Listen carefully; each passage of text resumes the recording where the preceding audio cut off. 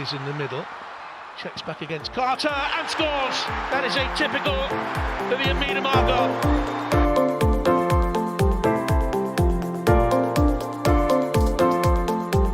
Quickly gets it back again. Oh, what a goal!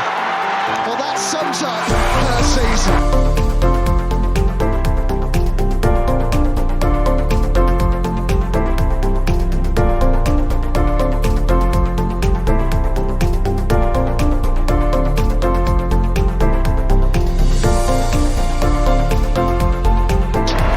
The Gunners are WSL champions.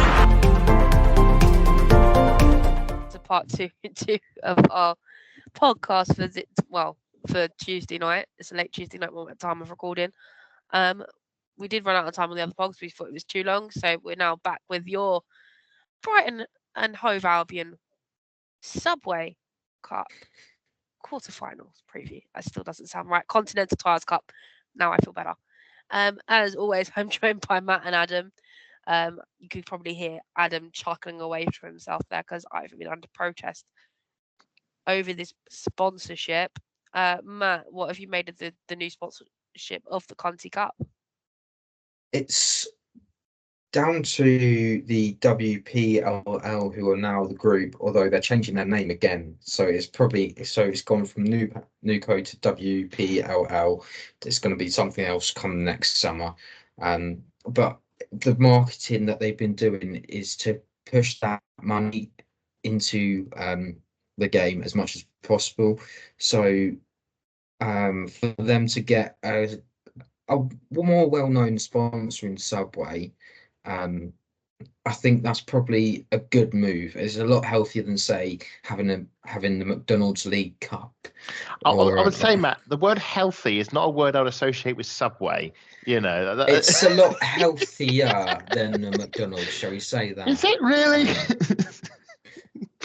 Well, you get your fruit, you get your veg, shall we say, a lot more than you would say in a McDonald's. But that's enough on that. At the end of the day, it's an opportunity, but it would be interesting to see what they do with it. Like come the final at Pride Park. So someone's noticed, I think it's Freddie has mentioned that there is actually a Subway just across from the stadium itself. So it'd be interesting to see what Subway do. It's quite interesting because when it's like the women's football day, so going back to like the Merseyside derby, the Barclays were there and they had the photos with the trophy. You could like spin a little wheel and you could get like a keychain and things like that. There was that opportunity. Unfortunately, the stickers weren't out at that time, but if the stickers were there, they probably would have been things that they were giving away. Although Everton do that at Wharton Hall Park. But aside from that, it's an opportunity to not only just grow and develop the game, it's an opportunity to make sure that the leagues and the competitions are sustainable in the future. So it'll be interesting to see how it goes from here, but it's very much a wait and see how it goes. I mean, I'm excited a bit because I was at Derby the other week. I don't know if people were aware, as part of my non-footballing duties, I had to spend a week in Derby, and then I had to go up for another day, and my hotel was right by the stadium. So I was staying in the heart of sub-cup land. So I was thinking, a few months' time, fingers crossed, I might be here watching either Arsenal or be there purely as a neutral. Remains to see, starting our journey. Of course, our journey, thanks to Europe, starts against Brighton. As for sponsor, I mean, sponsor. I can think of worse sponsors with more tainted names that we could have had associated with the trophy. Sky Bet comes to mind. It's a food chain. It's a well-established food chain, and I'm sure they'll be offering out sub of the day awards to players and stuff. It is what it is, I suppose. I mean, it's no more weirder than having Arnold Clark as the sponsor for an international cup competition, I suppose. So yeah, it would be Subway. It was Continental was it 20? I was going to say about almost 10 to about 10, 15 years or so with Continental charge or something like that. So yeah, we'll have Subway for a few years, but I think it shows that the game is marketable, that brands want to invest in and see it as a way, because it obviously works for them, and it works a bit of money for us. And if it works well for Subway, who knows? There could be another sponsor on it. We might be having a Papa John's trophy again, or something like that, maybe, or the Nando's Cup. I'd be all for Nando's sponsoring a trophy. I tell you what, having a peri peri trophy would be absolutely brilliant. I think that is the next trophy. It has to be Nando's trophy. That is something I am starting here right now. Next sponsor. I want, and rather than a trophy, it'll be that black and red little cockerel, and they'd lift that. That's the way forward, as far as I can see. You want to lift the Spurs? No, thank you. It'd be something to rub in Spurs' face. Look, we've got a cock, and it's actually a trophy.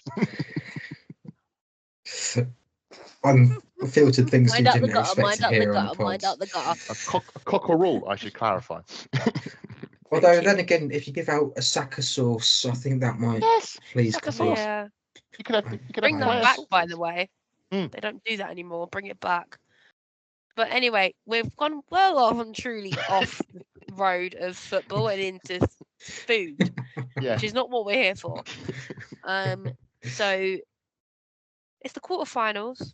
Obviously, we're the reigning champions. Back-to-back wins over Chelsea, both at Selhurst Park and up in Wolverhampton. Yes, Molyneux. At the Molyneux, that's it. That's the word. My brain went blank there. Forgive me, it is late for us. It's been a long day. I've been up since 4 a.m. Wow. So, Renee was asked about Brighton. I don't know how much of Brighton have you guys watched this year? Bits. So obviously we saw the 5-0, where we looked quite good and they looked a bit rubbish. But I watched them against Manchester United at home and at the Amex, as it happens, and they got a 1-1 draw. So competitive then. And then if we look at the table, I mean, they're not doing too badly. They're only in 5th. They did get beaten by Liverpool, which I caught the end of, which was on the last Friday. Yep. And to be honest, I think Liverpool, again, Liverpool maybe had the better of the chances, but they really struggled with the goals. And Brighton, credit to them, got the equaliser, and they were a bit unlucky to lose at the end. It was a very almost comical own goal. So I think it's obviously, we're grateful we're not playing Manchester United, Chelsea, or Manchester City. But I don't think this is an easy one by a long shot. I think it's going to be a tough game away at Brighton in CRAWLEY, which in the press conference, the Arsenal press conference, on the report suggested, and I can't confirm or deny because I have not checked, but suggesting that they are unbeaten at that stadium in 90-minute games this season, which says a lot. It'd be a tough ground to go to. And but that's the challenge. I say there's no easy ties. Last season we had London City Lionesses in the quarters and Aston Villa semis, which no offence for teams, but considering the way the draw was evened out, we pretty much got a go direct to final, do not pass, go collect £200. This will be a tougher test, but a good one, I think, for Arsenal. And if they want to prove if René's the right manager, you have to win games like these. You have to win your cup competitions, and it will be a good game to watch. I haven't managed to see. I haven't seen much of Brighton this season, but there are times where you look at them and they are a bit iffy. Adam is right, by the way. They haven't lost in the league this season at home, so it's going to be a tough test. But then again, they've had issues with their stadium before. As we know, there's a bit of history with Arsenal and these sort of fixtures in these sort of months, especially when it comes to CRAWLEY. Their FA Cup game was also called off as well. That reminds me of a song. We all follow the Arsenal over land and sea and Leicester. Norway, actually, when we did Vålerenga away, they changed it to Norway, which I thought was a really good touch. Nice. We're not talking about Champions League football, though. No, so I know, but I didn't know we were doing the X Factor, but there we go. Oh, hey, you know I've always got a chance for you guys. But anyway, Renee has said they're persistent with how they play, and they do it well. She said that twice. They are going to challenge us. They're going to press high. She said they're going to play out the pressure, but also invest a lot of numbers, in particular set up in the way they build, and basically we'll have to mop it up and basically turn it around. The game that What gives do me. you- Oh, sorry, Lottie. No, go on. No, I was going to say the game that gives me confidence is the fact that we beat them 5-0 at home. Brighton have one way of playing, and they're not going to change it. And I think Lottie's pointing at me because she wants to. That's exactly what she was going to come to. Yeah, it was actually, but Vidosic's presser, I've watched that. It's only 6.5 minutes long. But he's one of his key points is the difference between now and November was the belief that they had in themselves. Because walking into the Emirates is like walking into a cauldron. Wow. They wanted to be aggressive with us, but they couldn't be because they probably felt outnumbered, the amount of Arsenal fans were there. I mean, we only had the lower tier field, so they couldn't be aggressive.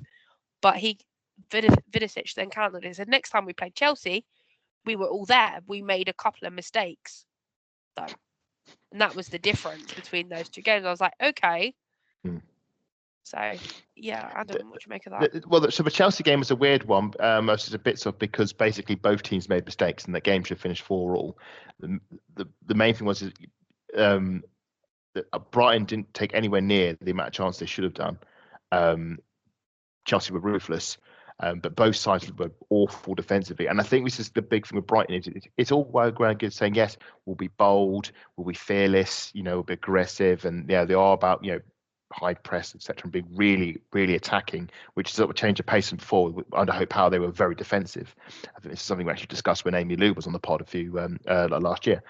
But it's all well and good being this ultra aggressive and brave and attacking, but you've got to keep your back door shut. You've got to have a strong defence, and it feels like that Brighton have basically flipped from one extreme to the other, and the manager is like uncompromising. No, this is the way we're going to play. It doesn't matter if we're playing Manchester City, Manchester United, Arsenal, Chelsea, Liverpool, Everton, whoever it is on the table. We are going to play in this one way of playing, and it's commendable. And I do understand that, but sometimes I always think the problem is it's a very one-dimensional way of looking at it. But your style is probably not compatible against every single team. And maybe it may be that home advantage will play into their favour. But the way that we played them when they came to our place, Emirates Stadium, they were just absolutely blown away. They tried to play their way, and it just wasn't compatible at all. And Arsenal just could not believe their luck. I couldn't believe what I was watching. It was, the problem is it was so defensively bad.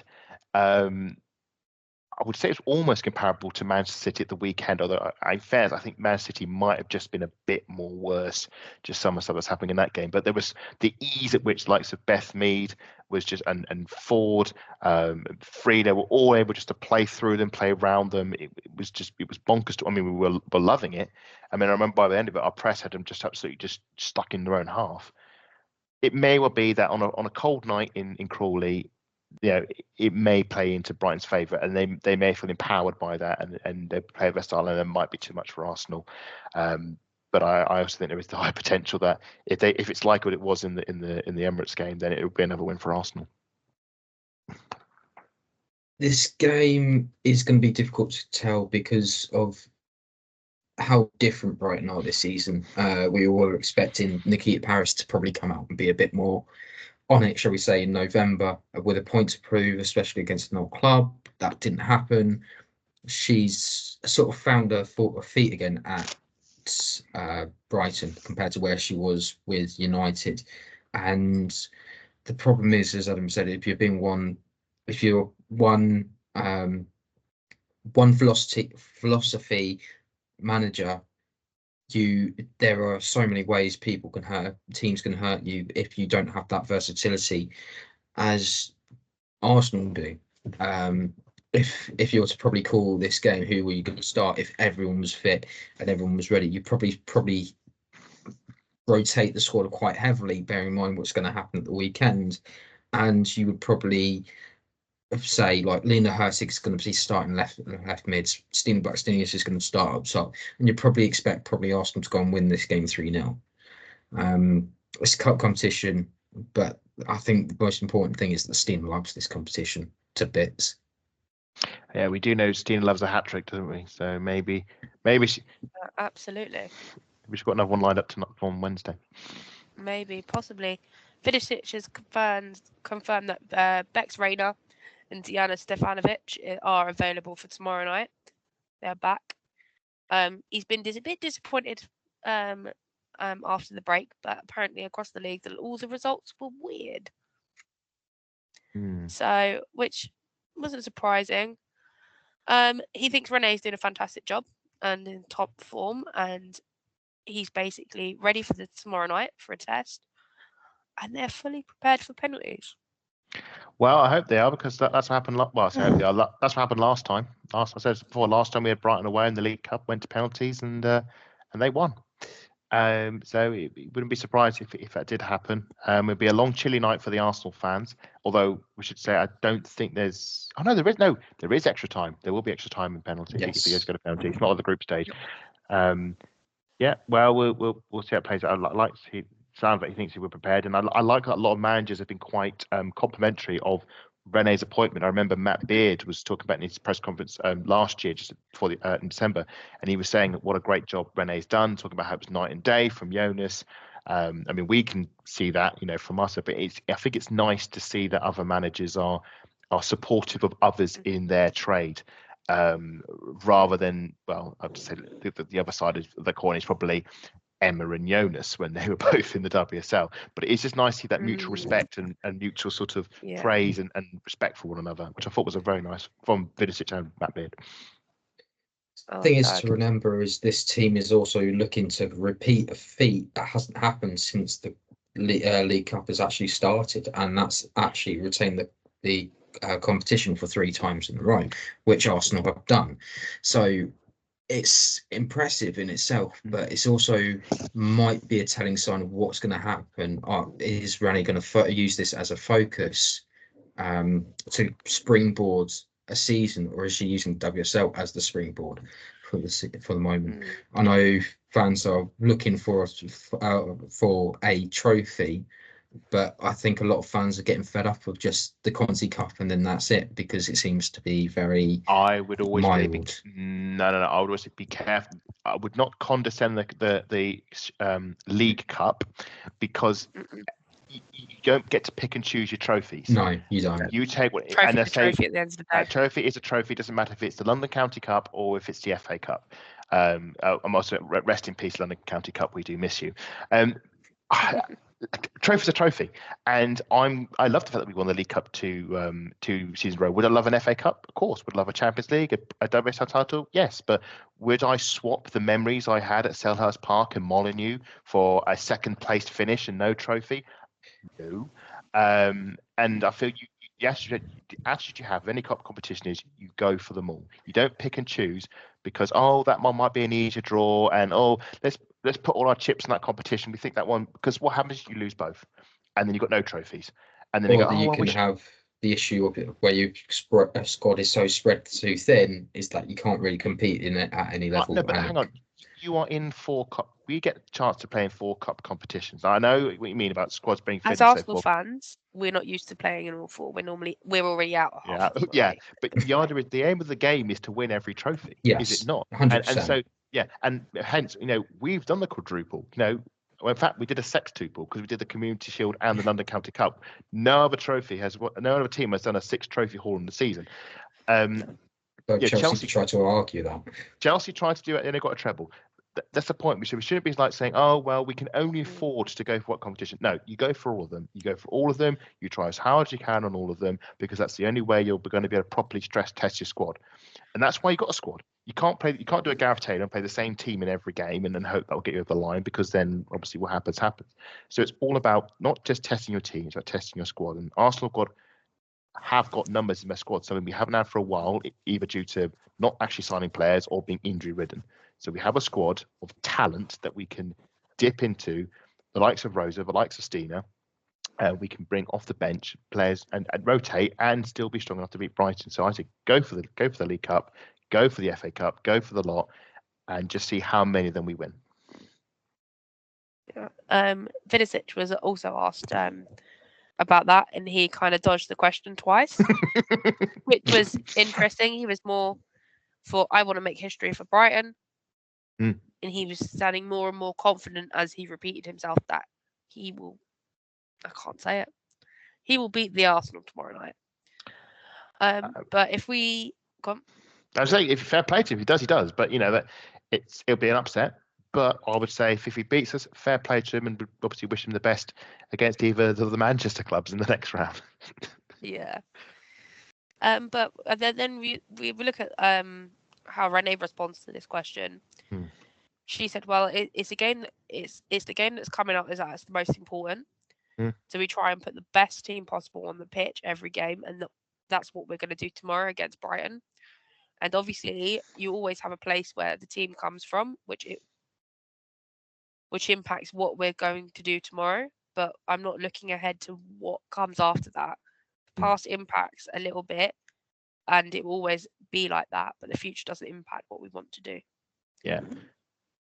So I can get that. I mean, she's not going to say, "Yeah, I'm going to field the kids against Brighton," because that's just disrespectful to Brighton. 100%. She will play a team that she thinks in her heart that can beat Brighton, and that will be a strong team. It won't probably be the team that played against Crystal Palace at the weekend.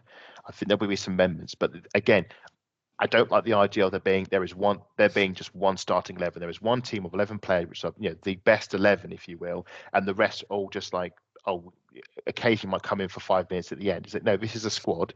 There is, and it's on merit. You all have an equal chance of getting in that team if you are good enough and if you train hard enough, and you'll be needed for these games. And it's up to the likes of, as I said earlier, it's up for Stina to be as good as Russo in that position. It is up to Veenwriter to offer what Fox can offer. It's a challenge. I mean, it's not going to be easy, but it's up to them to offer that for the Arsenal.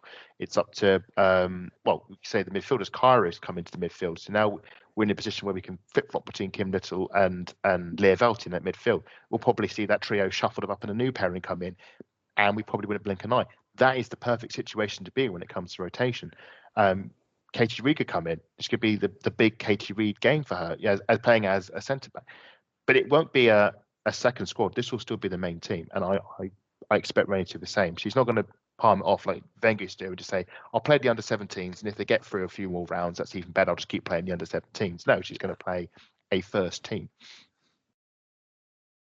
This team is capable of winning trophies. We've seen it in the past. I think they know.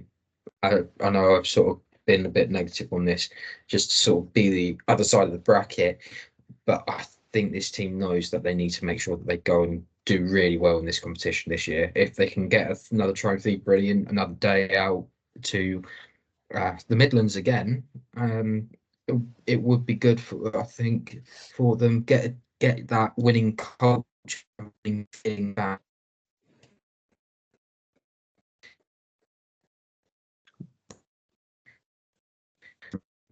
Changes. If I'm not too sure who they've got at the weekend, 100%, but I think they'll just keep to what they're 100. If they know the weekend. They got Man United at the weekend. I don't know this because I've got Nikita Paris in to score against them. So maybe 6.5.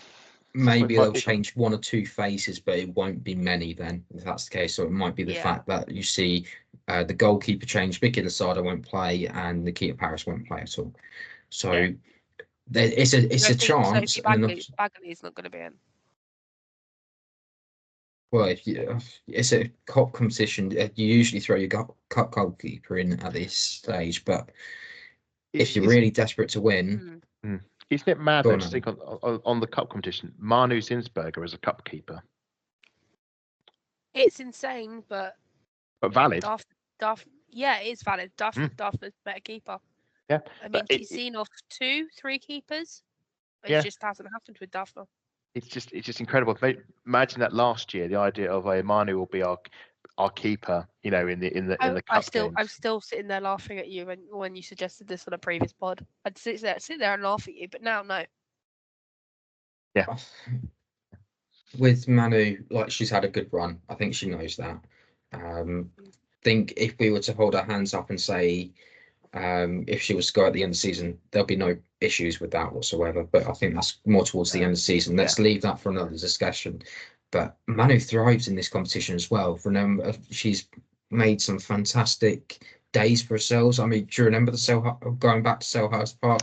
Sam Kerr yeah. scores and a lot. What's the first thing that Manu does? She looks to the crowd as if to say, "I don't know why that happened." She was looking at the crowd, and the crowd's just like, "Come on, it's only 1-0." I loved it with the goal where she was celebrating those goals at Selhurst Park when those 3 goals went in. She was cheering in front of us through every single goal. Do you know what? She's one of us, and we need to remember that. And that's the massive difference between her and Daphne. Daphne is solidly concentrated on the game. She's not celebrating like Manu does. She's cold. And I kind of miss it. No, she's seriously professional. She's not cold. She's seriously professional. That's what I mean.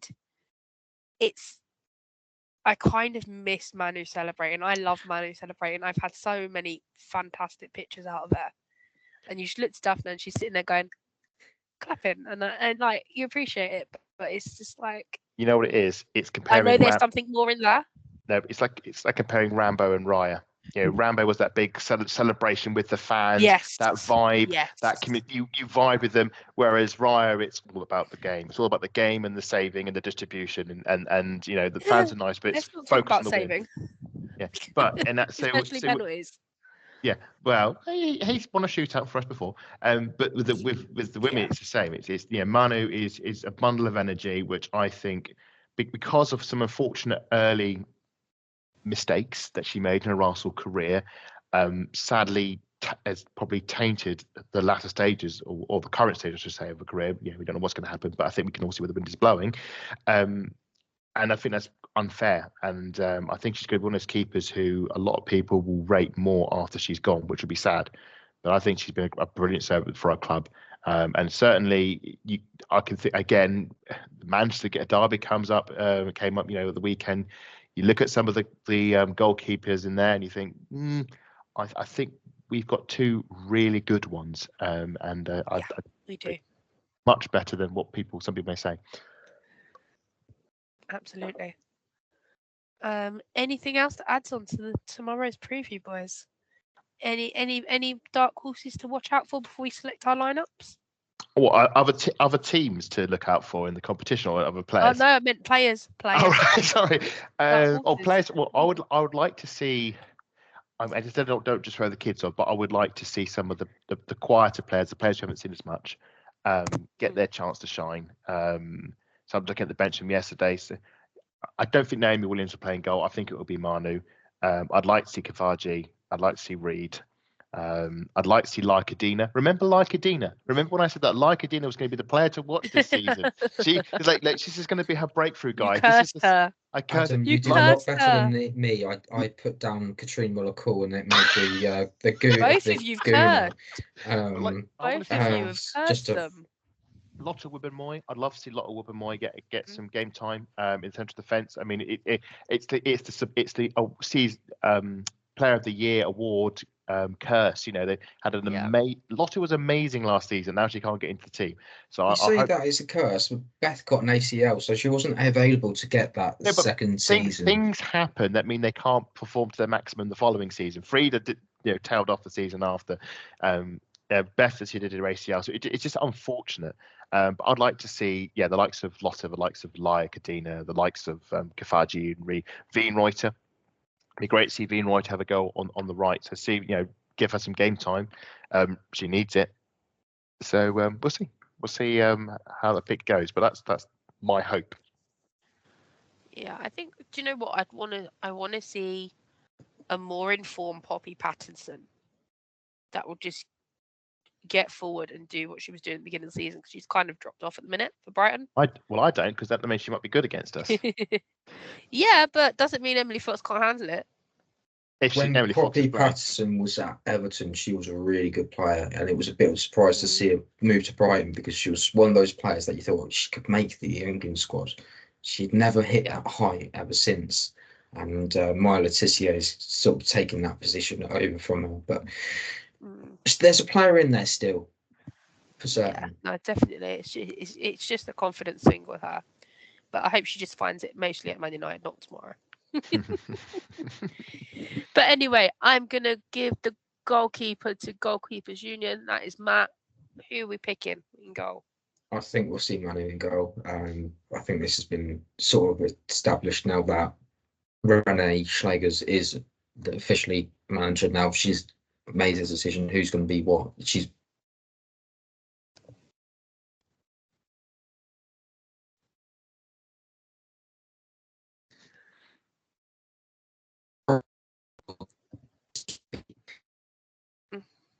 now they know what they're doing with their with the positions, what their role is within the squad. Okay, Adam, back line for me quickly. Well, I sort of hinted earlier, but I'd like to see Lotte and Laya, one Yeah. or both in the centre, and then I'll go Wienreuter at right back.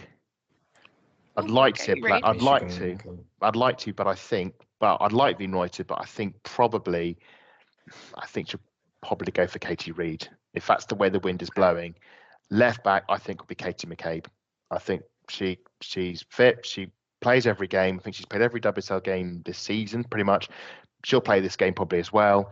It probably will be Reed's, Lotte, Laya, and McCabe right to left. Okay, I'm gonna go for Kyra and Leah Volti start in the middle block. Mm-hmm. Who's gonna be our number 10, Matt?